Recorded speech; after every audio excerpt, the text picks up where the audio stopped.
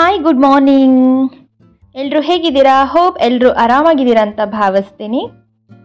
Friends, ನಮ್ಮ ವಿಡಿಯೋಗಳೆಲ್ಲ ನಿಮ್ಗೆ ಇಷ್ಟ ಆಗ್ತಾ ಇದ್ದರೆ ಪ್ಲೀಸ್ ಸಬ್ಸ್ಕ್ರೈಬ್ ಮಾಡ್ಕೊಳ್ಳಿ. ಹಾಗೆ ಇನ್ಸ್ಟಾಗ್ರಾಮಲ್ಲಿ ನಮ್ಮನ್ನ ಫಾಲೋ ಮಾಡೋದನ್ನು ಮರಿಬೇಡಿ.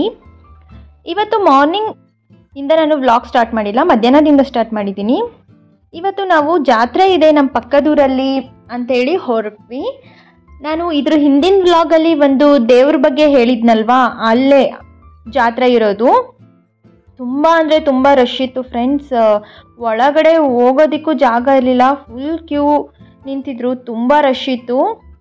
ನೋಡಿ, ಜಾತ್ರೆಯಲ್ಲಿ ಆಟ ಸಾಮಾನೆಲ್ಲ ಚಿಕ್ಕ ಮಕ್ಕಳು ತಗೊಳ್ತಾ ಇದ್ರು. ನೋಡೋಕ್ಕೆ ಒಂಥರ ಖುಷಿ ಆಗುತ್ತೆ. ನಾವು ಆ ಚಿಕ್ಕ ವಯಸ್ಸಲ್ಲಿದ್ದಾಗ ನಮಗೂ ಆಟ ಸಾಮಾನು ಕೊಡಿಸ್ತಾರೆ ಅಥವಾ ತಗೋಬೇಕು ಅನ್ನೋದು ತುಂಬ ಆಸೆ ಇರ್ತಿತ್ತು. ಅದೇ ನಾವು ಬೆಳೀತಾ ಬೆಳೀತಾ ನಮಗೆ ಆ ಥರ ಆಸೆ ಎಲ್ಲ ಹೊರಟೋಗುತ್ತೆ ಅಲ್ವಾ.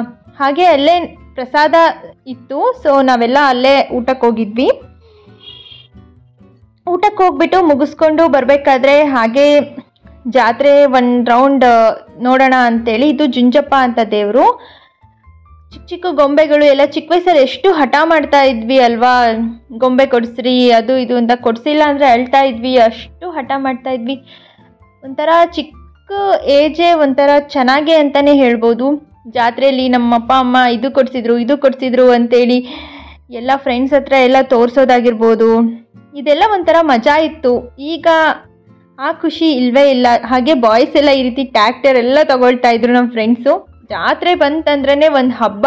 ದುಡ್ಡೆಲ್ಲ ಕಲೆಕ್ಟ್ ಮಾಡಿ ಜಾತ್ರೆಗೋಸ್ಕರ ಇಟ್ಕೊಂಡು ಚಿಕ್ಕ ವಯಸ್ಸಲ್ಲಿ ಫ್ರೆಂಡ್ಸ್ ಎಲ್ಲ ಸೇರಿಬಿಟ್ಟು ಹೋಗಿ ನಮಗೆ ಏನೇನು ಇಷ್ಟನೋ ಅದನ್ನೆಲ್ಲ ಪರ್ಚೇಸ್ ಮಾಡ್ತಾ ಇದ್ವಿ. ಸೊ ಫ್ರೆಂಡ್ಸ್, ಅಲ್ಲಿ ಕೂಡ ಹಾಗೆ ಚಿಕ್ಕ ಮಕ್ಕಳು ಎಲ್ಲರೂ ಜಾತ್ರೆಯಲ್ಲಿ ಪರ್ಚೇಸ್ ಮಾಡ್ತಾ ಇದ್ರು. ಹಾಗೆ ನಾವು ಎಲ್ಲ ಮುಗಿಸ್ಕೊಂಡು ಊರಿಗೆ ಹೊರಟ್ವಿ. ಊರಿಗೆ ಬಂದುಬಿಟ್ಟು ನಾನು ಸಂಜೆಯಿಂದ ವ್ಲಾಗ್ ಸ್ಟಾರ್ಟ್ ಮಾಡಿದ್ದೀನಿ. ಸಂಜೆ ನಾನು ಅಡುಗೆ ಮಾಡೋಣ ಅಂತೇಳಿ ಹೋದೆ. ಅದಕ್ಕಿಂತ ಮುಂಚೆ ನಾನು ಒಂದು ಆಮ್ಲಾ ಪಿಕ್ಕಲ್ನ ಮಾಡೋಣ ಅಂತೇಳಿ ರೆಡಿ ಮಾಡ್ಕೊಳ್ತಾ ಇದ್ದೀನಿ. ಬಿಕಾಸ್ ನನ್ನ ಸಿಸ್ಟರ್ನ ನೋಡೋದಕ್ಕೆ ಅಂತೇಳಿ ಹೋಗ್ತಾ ಇದ್ದೀವಿ. ಸೊ ನಲ್ಲಿಕಾಯಿ ಪಿಕ್ಕಲ್ ತಿಂದರೆ ಹೇರ್ ಫಾಲ್ ಕಂಟ್ರೋಲ್ ಆಗುತ್ತೆ. ಸೊ ಹಾಸ್ಟೆಲಲ್ಲಿ ಇರುವಾಗ ನಮಗೆ ಆಮ್ಲ ಜ್ಯೂಸ್ ಎಲ್ಲ ಮಾಡ್ಕೊಂಡು ಕುಡಿಯೋದಕ್ಕೆ ಆಗೋದಿಲ್ಲ ಫೆಸಿಲಿಟೀಸ್. ಸೊ ಪಿಕ್ಕಲ್ ಆದರೆ ಎಷ್ಟು ದಿನನಾದರೂ ಇಟ್ಕೊಂಡು ತಿನ್ಬೋದು ಅಂತೇಳಿ ಸ್ವಲ್ಪ ಪಿಕ್ಕಲ್ ಮಾಡಿ ಕಳ್ಸೋಣ ಅಂತೇಳಿ ಕಳಿಸ್ತಾ ಇದ್ದೀನಿ. ನೋಡಿ, ಒಂದು 7 ನಲ್ಲಿಕಾಯಿನ ತೊಗೊಂಡಿದ್ದೀನಿ. ಸ್ವಲ್ಪ ಕೆಟ್ಟೋಗಿದ್ವು, ಅದಕ್ಕೆ ಒಳ್ಳೆ ನಲ್ಲಿಕಾಯಿ ಅಷ್ಟೇ ಆರಿಸ್ಕೊಂಡು ತಗೊಂಡು ಇದನ್ನು ನೀಟಾಗಿ ಬಾಯ್ಲ್ ಮಾಡ್ಕೋಬೇಕು. ನೋಡಿ, ಆಮೇಲೆ ಈ ರೀತಿ ಇದು ಲೇಯರ್ ಆಗಿ ಬಿಡುತ್ತೆ. ಈ ರೀತಿ ಒಳಗಡೆ ಇರೋ ಬೀಜನ ತೆಗೆದ್ಬಿಟ್ಟು ಪೀಸ್ ಆಗಿ ಅದೇ ಬಂದುಬಿಡುತ್ತೆ. ನೋಡಿ, 6 ಪೀಸ್ ಸಿಗುತ್ತೆ 1 ನಲ್ಲಿಕಾಯಲ್ಲಿ ನಿಮಗೆ. ಈ ರೀತಿ ಚಿಕ್ಕದಾಗಿ ಪೀಸ್ ಮಾಡಿಕೊಂಡು ಎಲ್ಲ ನಲ್ಲಿಕಾಯಿನೂ ಸಹ ಎತ್ತಿಟ್ಕೊಳ್ಳಿ. ಫ್ರೆಂಡ್ಸ್, ನಲ್ಲಿಕಾಯಿ ತಿನ್ನೋದ್ರಿಂದ ತುಂಬಾ ಹೇರ್ಗೆ ತುಂಬ ಒಳ್ಳೆಯದು. ಹೇರ್ಗೆ ಅಂತಲ್ಲ, ನಮ್ಮ ಬಾಡಿಗೂ ಸಹ ತುಂಬಾ ಒಳ್ಳೆಯದು. ಇದರಿಂದ ಕಾನ್ಸ್ಟಿಪೇಷನ್ ಹಾಗೆ ಬಾಡಿ ಟೆಂಪ್ರೇಚರ್ ಎಲ್ಲ ಕಡಿಮೆ ಆಗುತ್ತೆ. ಡಯಾಬಿಟಿಸ್ ಇರೋರಿಗಂತೂ ತುಂಬಾ ಒಳ್ಳೇದಂತಲೇ ಹೇಳ್ಬೋದು. ನೀವು ಸಹ ಮನೆಯಲ್ಲಿ ಈ ನಲ್ಲಿಕಾಯಿ ಉಪ್ಪಿನಕಾಯಿನ ಮಾಡ್ಕೊಂಡು ನೋಡಿ, ತುಂಬಾ ಟೇಸ್ಟಿಯಾಗಿರುತ್ತೆ. ಹಾಗೆ 5 ಮಿನಿಟ್ಸಲ್ಲಿ ಫಟಾಫಟ್ ಅಂತ ಆಗೋಗುತ್ತೆ. ನಾನು ಈ ಎಲ್ಲದನ್ನು ಸಹ ಬಿಡಿಸ್ಕೊಂಡ್ಬಿಟ್ಟು ಈಗ ಒಂದು ಬಾಣಲಿಗೆ ಎಣ್ಣೆ ಹಾಕ್ಕೊಂಡು ಅದನ್ನು ಕಾಯಿಸ್ಕೊಳ್ತಾ ಇದ್ದೀನಿ. ಎಣ್ಣೆ ಕಾದಾದ್ಮೇಲೆ ನಾನು ಇದಕ್ಕೆ ಸಾಸಿವೆ ಹಾಗೆ ಮೆಂತೆ ಕಾಳನ್ನ ಆ್ಯಡ್ ಮಾಡ್ಕೊಳ್ತಾ ಇದ್ದೀನಿ. ಮೆಂತೆ ಕಾಳನ್ನ ತಿನ್ನೋದ್ರಿಂದನೂ ಹೇರ್ ಫಾಲ್ ಕಂಟ್ರೋಲ್ ಆಗುತ್ತೆ ಅಂತೇಳಿ ನಾನು ಇದನ್ನು ಮಾಡಿ ಕಳಿಸ್ತಾ ಇದ್ದೀನಿ. ಈ ವಿಂಟರ್ ಸೀಸನ್ ಆಗಿರೋದ್ರಿಂದ ತುಂಬ ಹೇರ್ ಫಾಲ್ ಆಗ್ತಾ ಇದೆ ಎಲ್ರಿಗೂ. ಸ್ವಲ್ಪ ಕರ್ಬೇವಿನ ಸೊಪ್ಪನ್ನ ಹಾಕ್ಕೊಂಡ್ಬಿಟ್ಟು ಈಗ ನಲ್ಲಿಕಾಯಿ ಪೀಸಸ್ ಏನಿತ್ತಲ್ಲ ಅದನ್ನೆಲ್ಲ ಹಾಕ್ಕೊಂಡು ಒಂದು 2 ನಿಮಿಷ ಇದನ್ನು ಫ್ರೈ ಮಾಡಿಕೊಂಡು ಗ್ಯಾಸ್ ಫ್ಲೇಮ್ನ ಆಫ್ ಮಾಡ್ಕೋಬೇಕು. ಫ್ರೆಂಡ್ಸ್, ತುಂಬಾ ಟೇಸ್ಟಿಯಾಗಿರುತ್ತೆ ಅಂತಲೇ ಹೇಳ್ಬೋದು ಈ ಉಪ್ಪಿನಕಾಯಿ. ಈಗ ನಾವು ಇದಕ್ಕೆ ಉಪ್ಪು ಹಾಕ್ಕೊಳ್ಳೋಣ. ನಾನು ಇದಕ್ಕೆ ಒಂದು 1.5 ಸ್ಪೂನ್ 2 ಸ್ಪೂನ್ ಅಷ್ಟು ಉಪ್ಪು ಹಾಕ್ಕೊಳ್ತಾ ಇದ್ದೀನಿ. 2 ಸ್ಪೂನ್ ಉಪ್ಪು ಹಾಗೆ ಸ್ವಲ್ಪ ಖಾರದ ಪುಡಿ ಹಾಕ್ಕೊಂಡು ನೀಟಾಗಿ ಇದನ್ನು ಮಿಕ್ಸ್ ಮಾಡ್ಕೊಳ್ತಾ ಇದ್ದೀನಿ. ಇಷ್ಟೇ ಫ್ರೆಂಡ್ಸ್, ಇದಕ್ಕೆ ಬೇರೆ ಏನೂ ಹಾಕೋ ಹಾಗಿಲ್ಲ. ಇಷ್ಟ ಆದರೆ ಮುಗೀತು. ಇದು ಒಂದು 2 ಡೇಸ್ ನೆನ್ಕೋಬೇಕು. ಇದು ನೆಲ್ಲಿಕಾಯಿಗೆ ಎಲ್ಲ ಇಡ್ಕೋಬೇಕು. ಸ್ವಲ್ಪ ಜಾಸ್ತಿನೇ ಆಯಿಲ್ ಹಾಕ್ಕೊಂಡಿದ್ದೀನಿ, ಬಿಕಾಸ್ ಅದು ಕೆಡಬಾರ್ದು ಎಷ್ಟು ದಿನ ಇಟ್ರು ಅಂತೇಳಿ. ಈಗ ಒಂದು ಗ್ಲಾಸ್ ಬಾಟಲ್ಗೆ ನಾನು ಇದನ್ನೆಲ್ಲ ಟ್ರಾನ್ಸ್ಫರ್ ಮಾಡ್ಕೊಳ್ತಾ ಇದ್ದೀನಿ. ಸಕ್ಕ ಟೇಸ್ಟಿಯಾಗಿರುತ್ತೆ ಫ್ರೆಂಡ್ಸ್. ನಲ್ಲಿಕಾಯಿ ಸಹ ಆಲ್ರೆಡಿ ಮೆತ್ತಗಾಗಿರುತ್ತೆ, ಯಾಕಂದರೆ ಬೇಯಿಸ್ಕೊಂಡಿರ್ತೀವಲ್ಲ, ಹಾಗಾಗಿ ಗಟ್ಟಿನೂ ಸಹ ಅನಿಸೋದಿಲ್ಲ.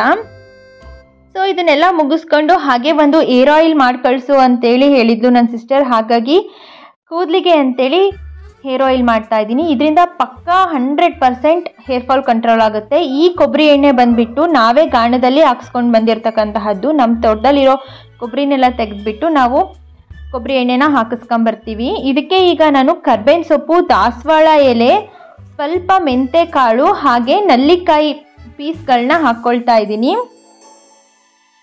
ಇಷ್ಟು ನಲ್ಲಿಕಾಯಿ ಪೀಸ್ಗಳನ್ನ ನಾನು ಹಾಕ್ಕೊಂಡು ಇದನ್ನು ಈಗ ಗ್ಯಾಸ್ ಮೇಲ್ಗಡೆ ಇಟ್ಟು ಬಿಸಿ ಮಾಡ್ಕೊಳ್ತಾ ಇದ್ದೀನಿ. 100% ನ್ಯಾಚುರಲ್ ಆಗಿ ಹೇರ್ ಫಾಲ್ ಕಂಟ್ರೋಲ್ ಆಯಿಲ್ ಅಂತಲೇ ಹೇಳ್ಬೋದು. ಇದರಲ್ಲಿ ಯಾವ ಕೆಮಿಕಲ್ಸ್ನೂ ಸಹ ಬಳಸಲ್ಲ ಫ್ರೆಂಡ್ಸ್. ಇದನ್ನು ನೀಟಾಗಿ ಕುದಿಸ್ಕೋಬೇಕು. ಇವಾಗ ಇದನ್ನು ಕುದಿಸ್ಕೊಂಡ್ಮೇಲೆ ಹಾಗೆ ನೀವು ಸೋಸ್ಕೊಂಡು ಇಟ್ಕೋಬಾರ್ದು. ಒಂದು 2 ರಿಂದ 3 ದಿನ ಆದರೂ ಇದನ್ನು ಅದರಲ್ಲೇ ನೆನೆಯೋದಕ್ಕೆ ಬಿಟ್ಬಿಡಬೇಕು. ಬಿಕಾಸ್ ಅದರಲ್ಲಿರೋದೆಲ್ಲ ಆಯಿಲಿಗೆ ಸೇರ್ಕೋಬೇಕು. ಹಾಗಾಗಿ ಒಂದು 2 ರಿಂದ 3 ದಿನ ಇದನ್ನು ನೀಟಾಗಿ ನೆನೆಯೋದಕ್ಕೆ ಅಂತೇಳಿ ಬಿಟ್ಬಿಡಿ. ಸೈಡಿಗೆ ಎತ್ತಿಟ್ಕೊಂಡು ಕ್ಲೀನಾಗಿ ಕ್ಲೋಸ್ ಮಾಡಿ ಫ್ರೆಂಡ್ಸ್. ಈಗ ಇದನ್ನು ಮುಗಿಸ್ಕೊಂಡು ನಾನು ಮಟನ್ ಕರ್ರಿ ಮಾಡೋಣ ಅಂತ ರೆಡಿ ಮಾಡ್ಕೊಳ್ತಾ ಇದ್ದೀನಿ ನೈಟ್ ಊಟಕ್ಕೋಸ್ಕರ. ಅದಕ್ಕೆ 1-2 ಟೊಮೆಟೊ, 2 ಈರುಳ್ಳಿ, ಸ್ವಲ್ಪ ಗೋಡಂಬಿ, ಶುಂಠಿ, ಬೆಳ್ಳುಳ್ಳಿ, ಸ್ಟಾರ್ ಹೂವು, ಚಕ್ಕೆ, ಲವಂಗ, ಏಲಕ್ಕಿನ ನಾನು ಕಟ್ ಮಾಡಿ ಇಟ್ಕೊಂಡಿದ್ದೀನಿ. ಹಾಗೆ ಒಂದು ಚಿಕ್ಕ ಈರುಳ್ಳಿನ ಒಗ್ಗರಣೆಗೆ ಅಂತೇಳಿ ಎತ್ತಿಟ್ಕೊಂಡಿದ್ದೀನಿ. ಇದೆಲ್ಲದನ್ನು ಸಹ ನಾವು ಮಿಕ್ಸಿ ಜಾರ್ಗೆ ಹಾಕ್ಕೋಬೇಕು. ಸ್ವಲ್ಪ ಕೊಬ್ಬರಿನೂ ಸಹ ನಾನು ಸೇರಿಸ್ಕೊಂಡಿದ್ದೀನಿ. ಇದನ್ನೆಲ್ಲ ಮಿಕ್ಸಿ ಜಾರ್ಗೆ ಹಾಕ್ಕೊಂಡ್ಬಿಟ್ಟು ನಾನೀಗ ಸ್ವಲ್ಪ ಕೊತ್ತಂಬರಿ ಹಾಗೆ ಪುದೀನಾನ ಹಾಕ್ಕೊಂಡು ಇದನ್ನು ಸಣ್ಣದಾಗಿ ಪೇಸ್ಟ್ ಮಾಡ್ಕೊಂಡಿದ್ದೀನಿ ಫ್ರೆಂಡ್ಸ್. ಸಣ್ಣದಾಗಿ ಪೇಸ್ಟ್ ಮಾಡ್ಕೋಬೇಕು, ಹಾಗಾದರೆ ಮಾತ್ರ ಟೇಸ್ಟ್ ತುಂಬಾ ಚೆನ್ನಾಗಿರುತ್ತೆ. ಈಗ ನಾನು ಒಂದು ಕುಕ್ಕರ್ನ ಇಟ್ಕೊಂಡ್ಬಿಟ್ಟು ಇದಕ್ಕೆ ಸ್ವಲ್ಪ ಆಯಿಲ್ನ ಹಾಕ್ಕೊಳ್ತಾ ಇದ್ದೀನಿ. ಆಯಿಲ್ನ ಹಾಕ್ಕೊಂಡ್ಬಿಟ್ಟು ಇದಕ್ಕೆ 1 ಈರುಳ್ಳಿನ ಸೇರಿಸ್ಕೊಳ್ತಾ ಇದ್ದೀನಿ ಒಗ್ಗರಣೆಗೆ ಅಂತೇಳಿ. ಸ್ವಲ್ಪ ಈರುಳ್ಳಿ ಫ್ರೈ ಆದರೆ ಸಾಕು, ಜಾಸ್ತಿ ಏನಾಗೋದು ಬೇಡ. ಈಗ ಇದಕ್ಕೆ 1 kgಯಷ್ಟು ಮಟನ್ನ ಆ್ಯಡ್ ಮಾಡ್ಕೊಳ್ತಾ ಇದ್ದೀನಿ ಫ್ರೆಂಡ್ಸ್. ನಮ್ಮ ಹಳ್ಳಿ ಸೈಡೆಲ್ಲ ಒಳ್ಳೆ ನಾಟಿ ಕುರಿ ಕೊಯ್ತಾರೆ, ಹಾಗಾಗಿ ಒಳ್ಳೆ ಮಟನ್ ಸಿಗುತ್ತೆ ಅಂತಲೇ ಹೇಳ್ಬೋದು. ಈಗ ರುಚಿಗೆ ತಕ್ಕಷ್ಟು ಉಪ್ಪು ಹಾಗೆ ಸ್ವಲ್ಪ ಖಾರದ ಪುಡಿನ ಹಾಕ್ಕೊಂಡು ಇದನ್ನು ನೀಟಾಗಿ ತಿರುವಾಡ್ಕೊಂಡು ಈಗ ಮಟನ್ನಲ್ಲಿ ಇರ್ತಕ್ಕಂಥ ನೀರಿನಾಂಶ ಎಲ್ಲ ಆವಿ ಆಗೋವರೆಗೂ ಸಹ ಇದನ್ನು ಹಾಗೆ ಬಿಟ್ಬಿಡಬೇಕು. ಸ್ವಲ್ಪ ಅರಿಶಿನ ಪುಡಿನೂ ಸಹ ನಾನು ಸೇರಿಸ್ಕೊಳ್ತಾ ಇದ್ದೀನಿ. ಈಗ ಇದನ್ನೆಲ್ಲ ನೀಟಾಗಿ ಮಿಕ್ಸ್ ಮಾಡ್ಕೋಬೇಕು. ಯಾಕಂದರೆ ಮಟನಲ್ಲಿ ಏನಾದರೂ ಬ್ಯಾಕ್ಟೀರಿಯಾಸ್ ಎಲ್ಲ ಇದ್ದರೆ ಅಥವಾ ನೀಚ್ ವಾಸನೆ ಅಂತ ಏನು ಹೇಳ್ತಾರೆ ಅದನ್ನೆಲ್ಲ ಹೋಗೋವರೆಗೂ ನೀರೆಲ್ಲ ಡ್ರೈ ಆಗಬೇಕು. ನೀರು ಬಿಟ್ಕೊಂಡು ಅಲ್ಲಿವರೆಗೂ ಹಾಗೆ ಬಿಟ್ಕೊಂಡು ಈಗ ನೋಡಿ ಡ್ರೈ ಆಗಿದೆ. ಇದಕ್ಕೆ ನಾನು 1.5 ಲೋಟದಷ್ಟು ನೀರು ಹಾಕ್ಕೊಳ್ತಾ ಇದ್ದೀನಿ ಮಟನ್ ಬೇಯೋದಕ್ಕೋಸ್ಕರ ಫ್ರೆಂಡ್ಸ್. ಈಗ ಕುಕ್ಕರ್ ವಿಷಲ್ ಮುಚ್ಚಿಬಿಟ್ಟು ಈಗ 4 ವಿಷಲ್ ಕೂಗಿಸ್ಕೊಂಡಿದ್ದೀನಿ. ಮಟನ್ ಬೆಂದಿದೆ, ನೀವು ನೋಡ್ತಾ ಇರ್ಬೋದು. ಕಲರ್ ನೋಡಿ ಎಷ್ಟು ಸಖತ್ತಾಗಿದೆ. ಹೊಸ ಖಾರ ಪುಡಿ ಯೂಸ್ ಮಾಡ್ಕೊಂಡಿದ್ದೀನಿ. ಹಾಗೆ ಈಗ ಒಂದು ಪ್ಯಾನ್ ಇಟ್ಕೊಂಡ್ಬಿಟ್ಟು ಅದಕ್ಕೆ ಒಂದು 3 ರಿಂದ 4 ಸ್ಪೂನಷ್ಟು ಎಣ್ಣೆ ಹಾಕ್ಕೊಳ್ತಾ ಇದ್ದೀನಿ.